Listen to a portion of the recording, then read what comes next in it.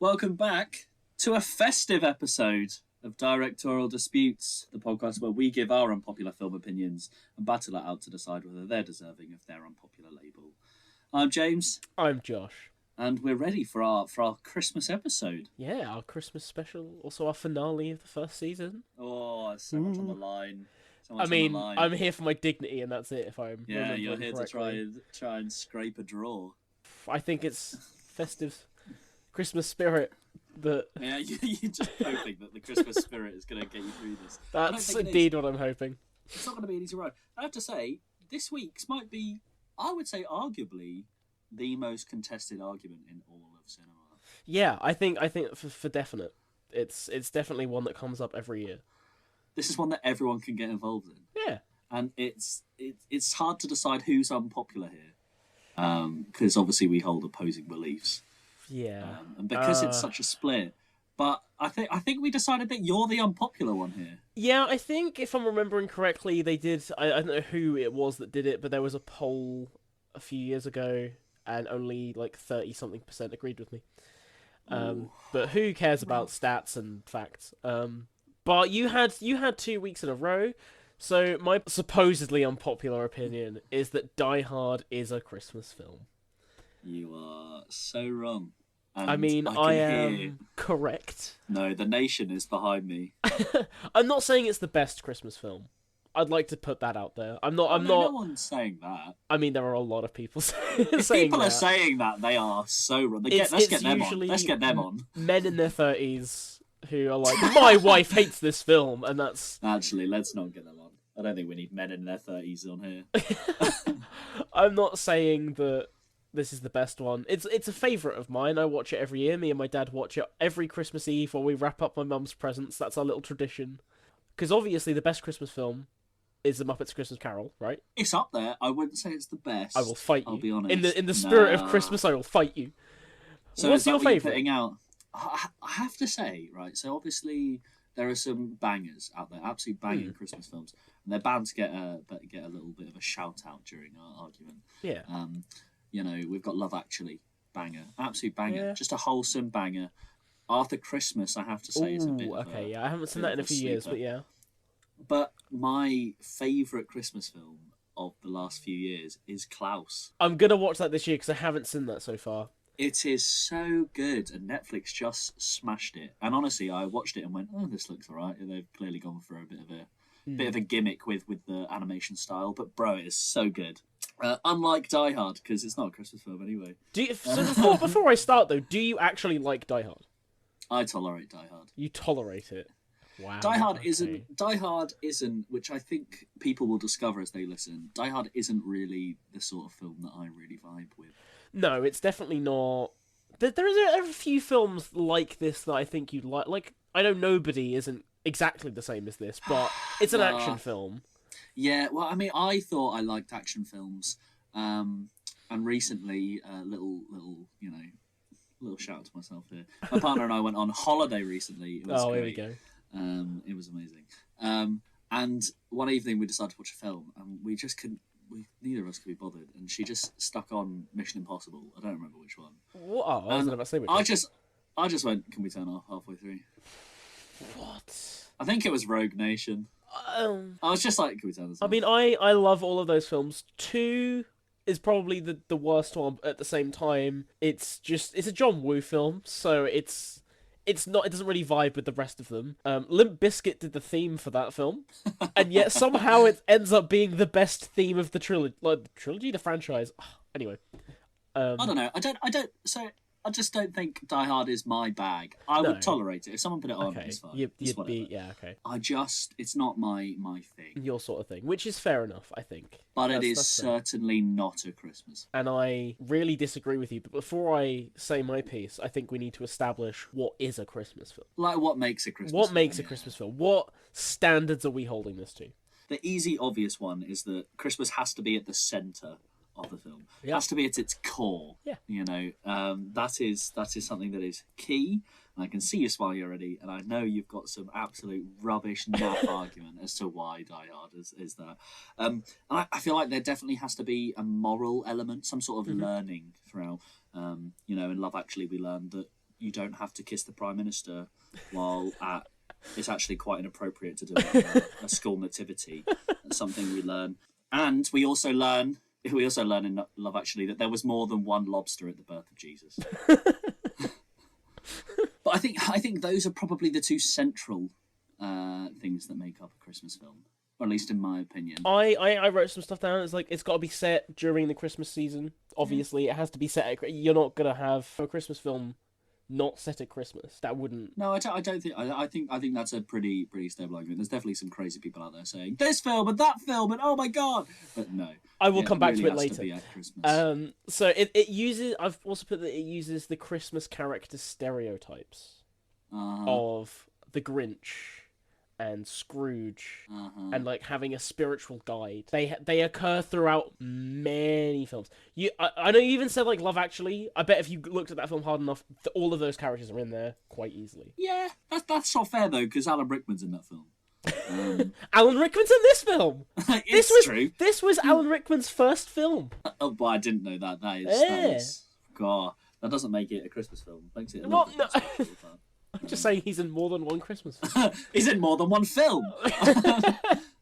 And then I've got that the film must feature at least one traditional Christmas theme, being love, hope, generosity, faith, family, redemption, which then leads us into the last one, which is what you said, being that a moral has to be learned by the end of the film. I would agree. I think my favourite part of Die Hard is where Alan Rickman cheats on Bruce Willis and buys him a CD. I mean, I would watch that film. He goes into the macro, has a little cry before going back to his action-packed events. So I guess I get started, don't I? I think so. It's your time to shine. It's your time to shout for however long you like, and then I can come in and really. I mean, so yeah, it's your time. Alrighty. So I already know what people are gonna say. The Christmas spirit is not in this film whatsoever, and to that I say you're wrong, because I know you're just gonna say, well, Christmas at this point in this film is just it's just kind of a tiny little mention. It doesn't need to be there. Is what I'm assuming you're gonna be saying. So Christmas isn't just a plot device to get the characters where they need to be, because John is going to a Christmas party with his estranged wife. They haven't seen each other in a long time. The family dynamic is broken down, and that's why he's going to this party, to see her and get the relationship back on track again. You're nodding, so this is a good start. I think it's a sarcastic nod, but we'll learn. What I'm trying to get across here is that at the start of throughout the film, McClane is essentially Scrooge, because he starts the film hating the joy around him. In the opening of the film, when he's in the airport, he sees couples being couples, and he looks disgusted by it. He's disgusted by it, by their happiness, by their joy, and yet at the end of the film, we kind of have a almost parallel shot where where him and Holly are doing the same thing that those people are at the start of the film. Generosity and goodwill, big old themes of Christmas films. Of course that's in this film. He's putting his life on the line to save his estranged wife and all the other innocent people in the building. Greed, as well. You know, big theme in something like A Christmas Carol with Scrooge. And I would say also The Grinch. All about greed. He's stealing Christmas. Hans Gruber is literally the Grinch. He's there to steal Christmas and money. He's trashing a Christmas party. He's using Christmas to his advantage. Those people would not be there if it wasn't for Christmas. And that's how he's using it to his advantage to steal all the bearer bonds. Moral victory. That's also another big theme of Christmas films. And there's a change in the protagonist. That's also a key one, because you said a moral has to be learned, right? And throughout the film, he's guided by Al, who is essentially the spirit that's guiding him through. That spirit character is in a lot of Christmas films. It's a Wonderful Life. Obviously, all A Christmas Carol with the three ghosts. It's very, very clear to me, and the fact that you don't see this, strange. Because Al guides him through and makes him realise that his relationship isn't worth losing. The theme of family is also pretty clear, and that's also a very, very big Christmas theme, I think, is the theme of family. Would you agree? Give me a nod or a shake of the head. You wouldn't agree that family is important at Christmas? I feel like you're wrong on that one, but the family theme is so clear in this film. The first shot we see of John McClane is his wedding ring. So if it's not clear how strong of a message this film is sending, then I don't I don't see what you're getting at. Saying that Die Hard, because I know another argument here is that Die Hard could be set any time of the year and it wouldn't make a difference. But you could say that about Home Alone. Family just goes on holiday. That's it. It's just a home invasion movie. You take that element out, what's the difference? There is zero difference. It's just the same film. And yeah, if you took that out, it would lose its themes and its stakes. And the fact that a lot of people also see the violence in Die Hard and Home Alone as kind of a catharsis for relieving our own grievances and frustrations with family life over the festive period. And I think that ties in really well. Also, can I add the fact that if you're saying it could be set whenever, Christmas Tape literally saves the day. Christmas Tape saves the day when he straps the gun to his back. So, stepping away from actually what happens in the film and then sort of more around the film, Michael Kamen's score uses sleigh bells in the soundtrack. You only ever hear them in Christmas music, let alone all of the Christmas songs that are played throughout the film. Christmas in Hollis and Let It Snow. The film ends with Let It Snow. Also, a fun fact about the score, not Christmas related at all, but when Al shoots Carl at the end of the film, that is literally a piece of music from the film Aliens from a few years before. Found that out today. As a little present, a little Christmas present for all the fans.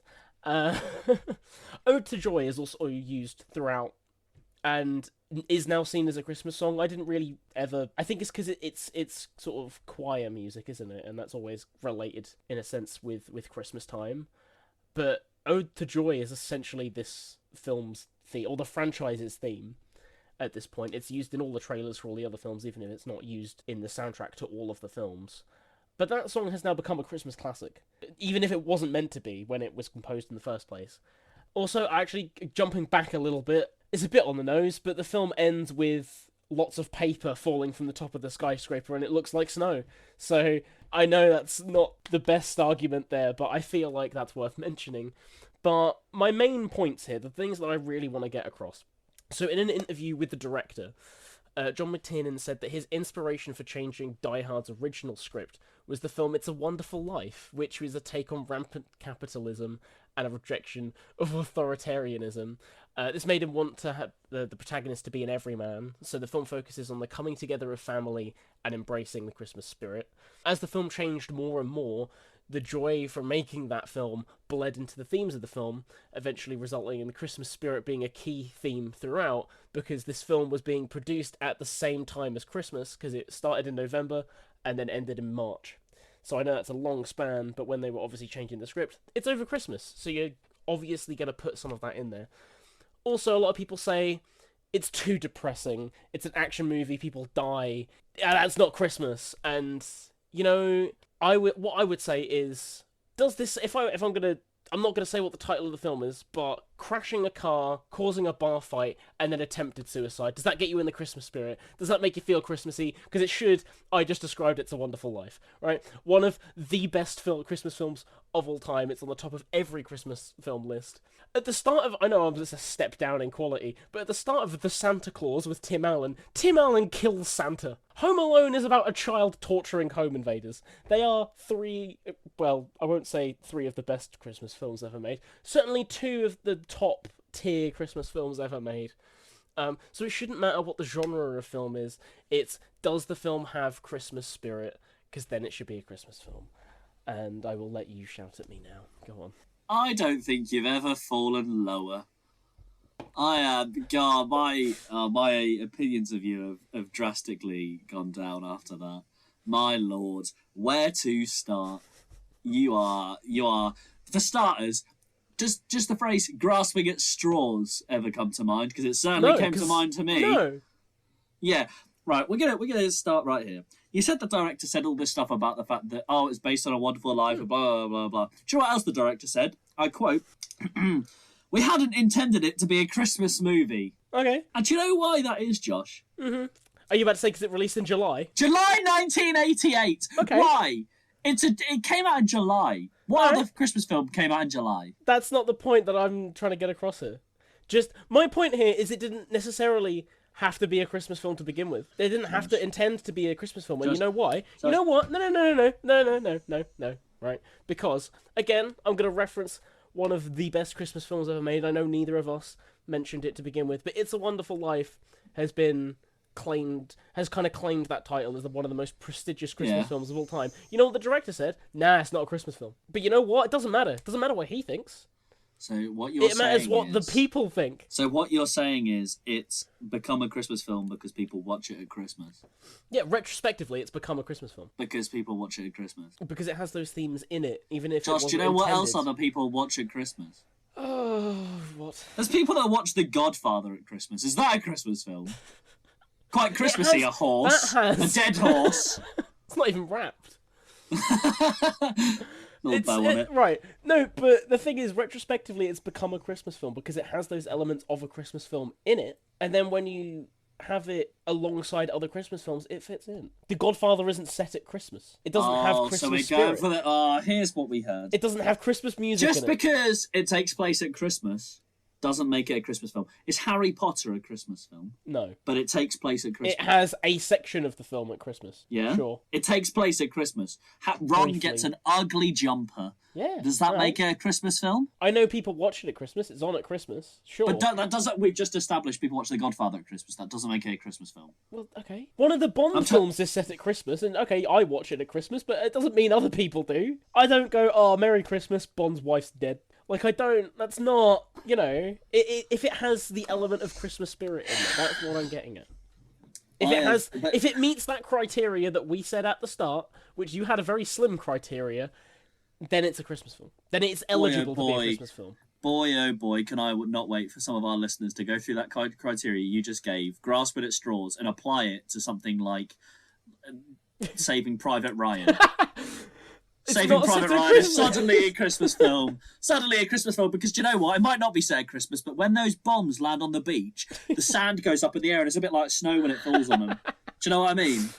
You know, it's just the biggest load of rubbish I've ever heard, Josh. And I am so disappointed in you. And you say, you know, so it's all about family, which is about Christmas. Yeah. Which means Cheaper by the Dozen is a Christmas film. It's all about family. It opens with a shot of his wedding ring, which means it's all about family. And do you know what other film opens with a scene about Christmas? Are you going to hit me with Eyes Wide Shut or... Castaway. Castaway, alright, fine. Castaway. Tom Hanks leaves a Christmas dinner.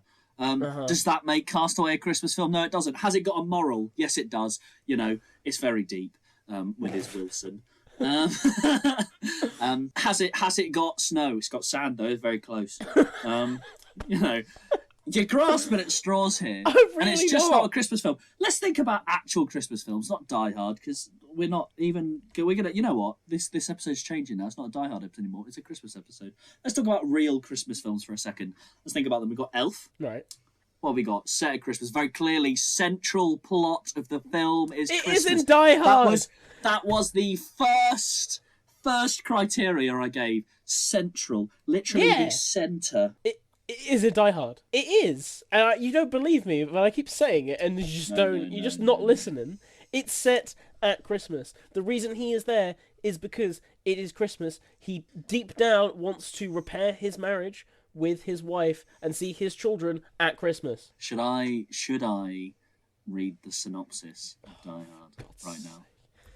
An NYPD officer tries to save his wife and several others taken hostage by German terrorists during a Christmas party. Right. No, but you hear me. Do you know what the central point of that is? An NYPD officer tries to save his wife and several others taken hostage by German terrorists. At a Christmas party.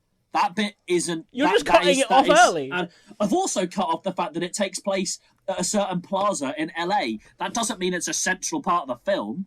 I mean, it's only in that building. It's pretty central to the movie. But it's not... You don't go, okay, this film is clearly all about the LA lifestyle. You can tell by the fact that they're at a posh party and that there's German terrorists. I don't know what that's got to do with LA. You're not making me budge on the fact that Christmas is a key plot theme to this film. It's not a key theme. The key theme is that Big John gets to shoot up some terrorists. That's the key theme, and that's why everyone watches it. No one watches it to hear the sleigh bells. Also, go back to your stupid. Oh, there's sleigh bells in the score. If we're watching Pulp Fiction. Yeah, and Samuel L. Jackson's in the car cruising. He's cruising in his car. He's just shot some people. I don't remember what happens in Pulp Fiction. Uma Thurman's just been stabbed in the heart and they're cruising, and suddenly some sleigh bells are in the song that they're listening on the radio. Does that mean it's a Christmas film? But that's not... What? What do you mean, what? Right, my point is that Christmas is such a key part of the film. It's in the soundtrack. You can keep saying it, doesn't mean it's true. It's in the soundtrack.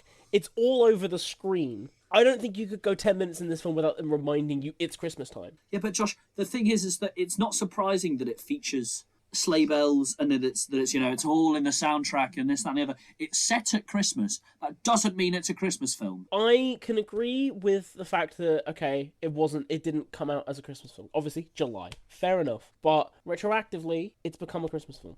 Edward Norton agrees with me. What relevance that has, I don't know. I can say, because that's relevant. My point that I'm trying to make here is that over time, people have made this into a Christmas film.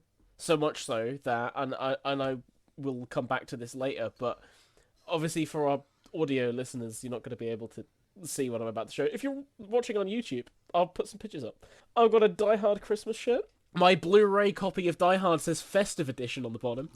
My advent calendar for this year is Alan Rickman falling out of Nakatomi Plaza. I have a little tree ornament of Alan Rickman falling off of the tree. And then also something that I got last year is a Die Hard Christmas book. And sort of going through, it's a little kid. It's essentially a kid. It's not really for kids, but this guy's dabbing. Look at him. He's dabbing as he gets shot. But yeah, no, it doesn't matter if it wasn't originally intended to be a Christmas film, but it is. Josh, it's become one. Do you know why they sell that stuff? Go on. It's so eventually, when aliens invade the planet, they can pick out who are the idiots and who aren't. And they'll know that you were an idiot because you don't own a copy of a Die Hard Christmas. It's just I just don't see the logic of it's people watch it at Christmas, so it's a Christmas film now, and if it's set at Christmas. Loosely, but that's not a central point of the film. You've grasped at some straws to try and make it the central plot of the film, the same way that you can grasp at straws and try and depict It's a Wonderful Life as this horrific, dark, horrible thing, because here's 3 points that happen in the film. It's not a Christmas film. I know, right, this isn't gonna work as well for you because, as you say, you tolerate Die Hard, you don't like it as a film. If you took the element of Christmas out of this film, it would lose something. It would lose something about the film.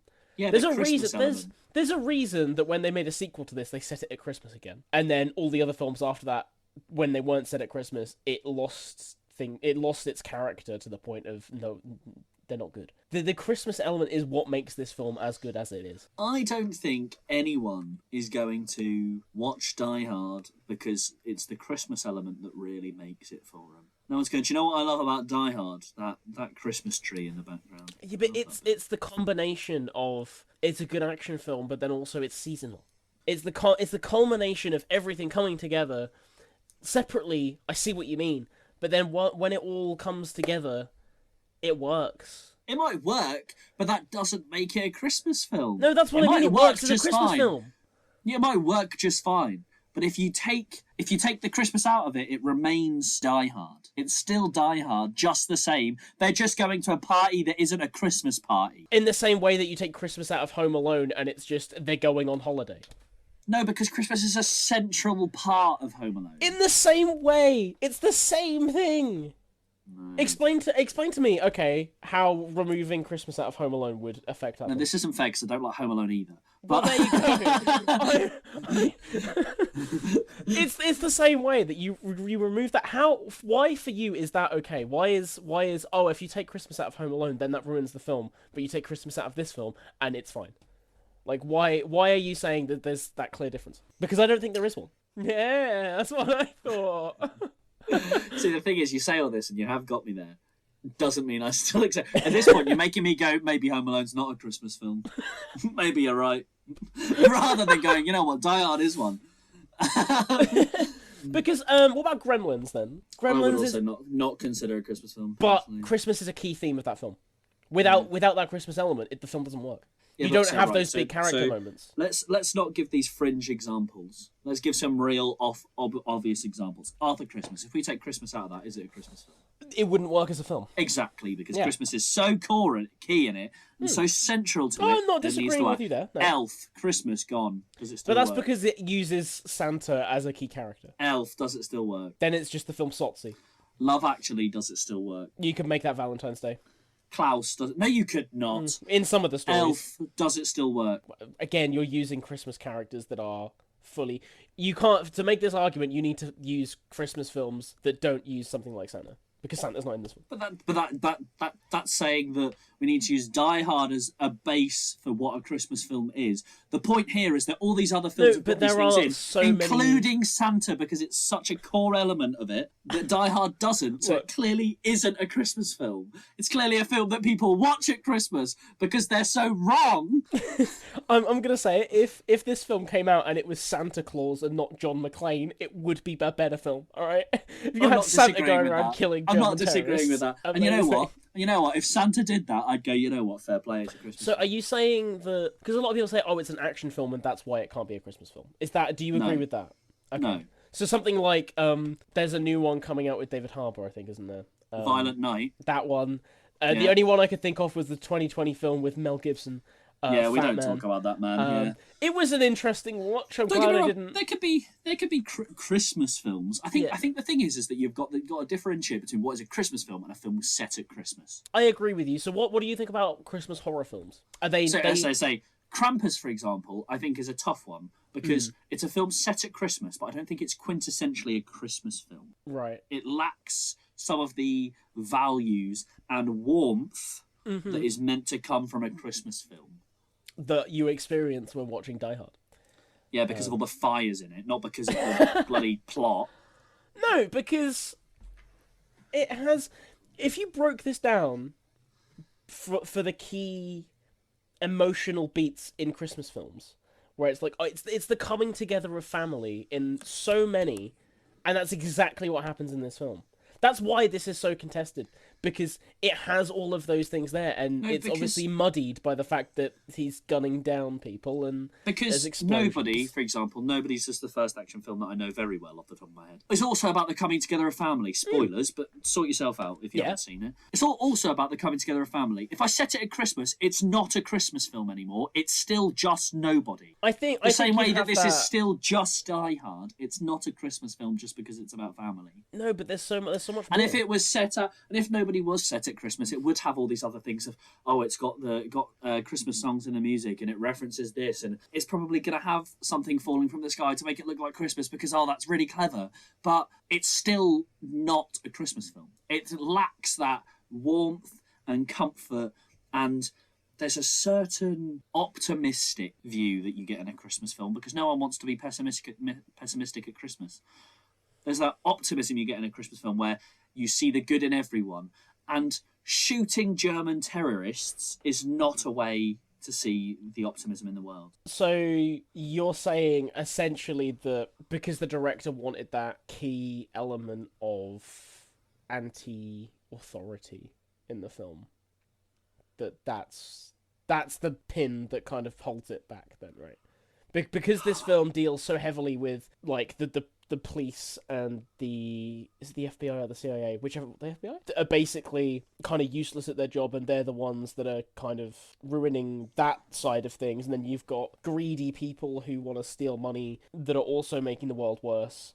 And the everyman is the one that has to stand up and deal with it. Because that's in that interview that he had, that's where he compares it to It's a Wonderful Life, in that the world is depressing if overrun by capitalism. That's fine, and I'm not saying you can't use Christmas stories to make points. A Christmas Carol is the obvious star of that. It's about all of that and appreciating others. And there are some very dark moments in A Christmas Carol, especially if you watch the Disney one. God, whoa, yeah, the animated one, the Jim Carrey horror fest that is A Christmas Carol. Yeah, but the overwhelming ending of A Christmas Carol is that actually the world isn't bad, and it's that optimism that you get at Christmas, and it's the same in so many other films, that it's like restoring your faith in people. And I don't think Die Hard does that, it doesn't restore your faith in people, or it doesn't give you this optimism, even if it's like pseudo-optimism. You know, you don't actually think all people are really good. But for this, you just go, you know what, maybe there is some hope in the world. And that's the whole point of a Christmas film. I don't get that watching Die Hard at all. All of the quote-unquote good characters in Die Hard? In Die Hard. All... Die Hard before Christmas.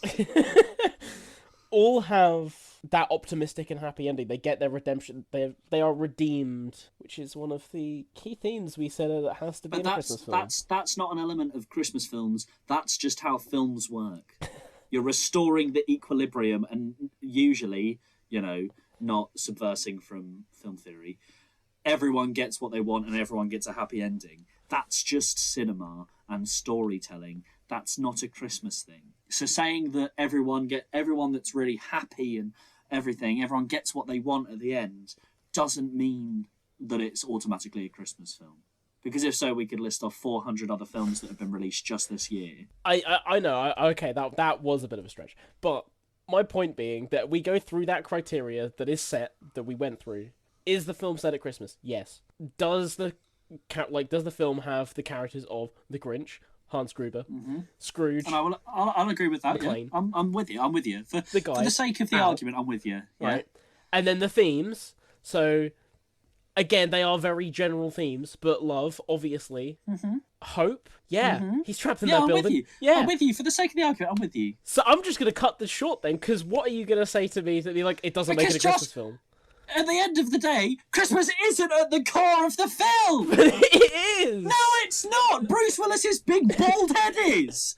This was before he lost his hair. It's not a Christmas film. Christmas is not at the core. It takes place at Christmas, and there are Christmas scenes, and it's you know, there's Christmas decoration, but it's not a Christmas film because at the very core, there is no Christmas. Christmas is not the central subject of the film. The central subject of the film is watching Bruce Willis shoot some terrorists and save everyone, not just his family. They just also happen to be there to give some extra tension. Also, I'm jumping way back here, right? When you said what other Christmas film was released. I had this written down. I skipped it past on my notes. A Miracle on 34th Street, released in May of 1947. May. That's almost it's almost around the same time Die Hard came out.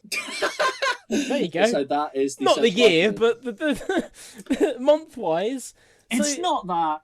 I would feel so horrendous if my argument was just teetering on the fact that on that. I know. On the fact that it came out in July. It's just that. That's just one of the aspects. The director has said it wasn't meant to be a Christmas film. But it doesn't matter Came what out he in said. July. And yes, I know his wife is called Holly, but does that mean I'm a Celebrity as a Christmas programme because there's Ant and Deck the Halls? You know.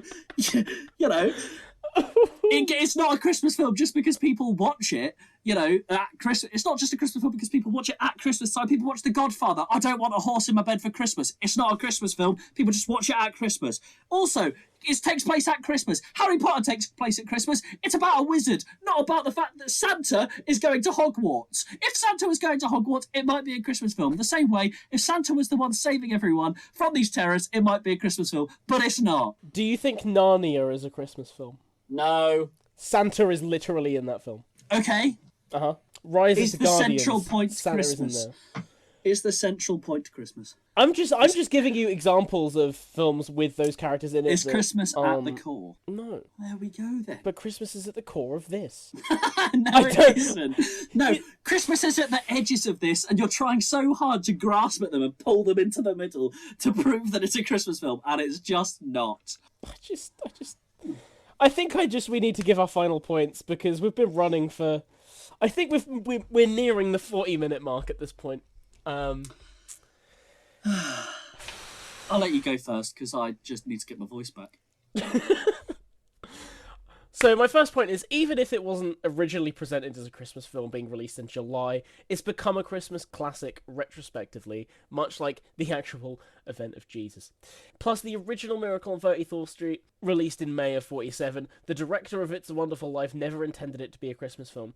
The film is linked so heavily with Christmas, with re-releases on DVD, Blu-ray, and in cinemas, as we said, merchandise. It has all of the elements that other Christmas films have that make it a Christmas film.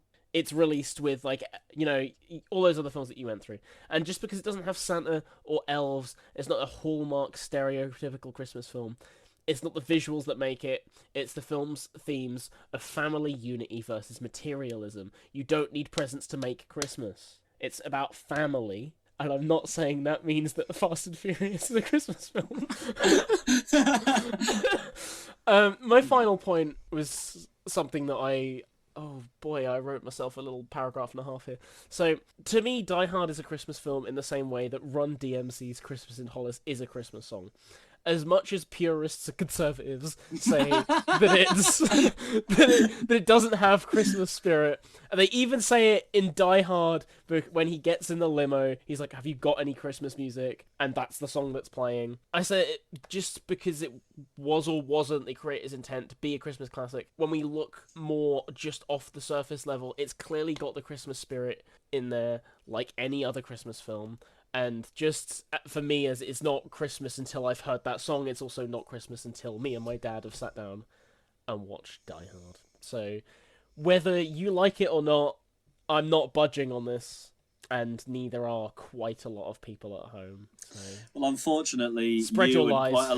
You and quite a lot of people at home are in for a very sad Christmas, because I don't think I'm going to budge either. I think to round it up for me, all of this boils down to the fact that Christmas has to be at the core. Christmas might take place at the same time. Christmas might be an area of exploration for the film, but is it at the film's core? No, it isn't. What is at the film's core is action, explosions, and a tense plotline that is meant to get you excited. Not the fact that Santa's coming to town. I believe if Santa was in fact coming to town, and it was the central point that Bruce Willis was sat up all night waiting to fill his stocking, and that's not a euphemism, put some cookies and milk out for Santa, and couldn't wait to receive what he really wanted for Christmas, which was probably world peace by the sounds of Josh's points, then it would be a Christmas film. But it's simply not. This film is one that has been adopted by people and watched at Christmas, and I have no qualm with people who would like to watch Die Hard at Christmas, but please do not come to me and tell me that it's a Christmas film, because my lord, it couldn't be further. And I will say one other thing. If Bruce Willis was to kiss Hugh Grant at a school nativity, maybe I'd allow it. But no. And in the spirit of Christmas, I'm also not going to budge. I can't bring myself to it. Not even with the Christmas spirit of this Christmas episode. Can I think that makes sense, budge? though. I think that's a nice parallel to end the Christmas episode and, I guess, the season. In that neither of us are budging. We're arguing. This isn't going to get... We're just going to go to our rooms and not talk to each other until Boxing Day. Yeah, we've just played Monopoly, and I'm really sad that you had the hotel. Flip the table over, because technically I guess you won. We're both far too full. Yeah, both far too full. Mum's come in to tell you to play nice. It's my turn on the new Xbox. You're not letting me. You're just really sad because Mum didn't get you what you wanted for Christmas. You just got Die Hard instead. I'd be happy with Die Hard for Christmas. If I got Die Hard 2, that might be a bit more of a... If I got Die Hard 5 for Christmas, then I'd move out. That's the real spirit of Christmas. Coming together and accepting our differences. But it's the festive period, so we can share a table together. And share a nice big meal in which we shout at each other about how wrong each other is. Yeah. That's Christmas. That is Christmas, and I feel like we've nailed this Christmas episode. We have. But do you know what the real point of Christmas is? Oh, I hate this. Getting presents and winning. And by that means that I am the winner of the season. I am the most popular and correct opinion holder of us both. I'm the winner, and I cannot wait to write it everywhere. That's the real Christmas present. That's all I want. That's all I want for Christmas. Merry Christmas Eve, everybody. Merry Christmas, everyone. I know what Happy I'm going to be doing for the next few days. Greetings, and we'll be back sometime in the new year to argue more. And I think we're gonna have a format shake-up. I think so. I think new year, new start. New year, new me. Exciting. I hope that means you're gonna lose more. Well, it doesn't mean I'm going to the gym, so maybe I will lose some more just here instead. Don't lose weight, lose arguments. That's good. Next. That's good. next season's motto. But yes, we will be back after the Christmas period, and we're going to have a bit of a format shake-up. Hopefully, there'll be some guests. But until then, you can listen back to all of our previous episodes on Spotify, SoundCloud, and YouTube. And if you want to follow us on our socials to keep up with all your favourite podcasting news, you can follow us at... Our Instagram is directorial_disputes, and our Twitter and TikTok is at disputepod. And since it's Christmas, go on, Josh, give your personal socials a little shout out. My Twitter is at LostJingwood. Brilliant. And brilliant. yours are? Yeah, follow me on over at that James Davis on Twitter and Instagram. Nice and easy. But until then, have a wonderful Christmas and a great New Year, hopefully. And we hope you get everything you want. I hope you win more arguments, because I certainly didn't. Yeah. And we'll see you next season, where I am the winner! I will return! I will demolish the current form of winning. Until then, Merry Christmas! Happy New Year!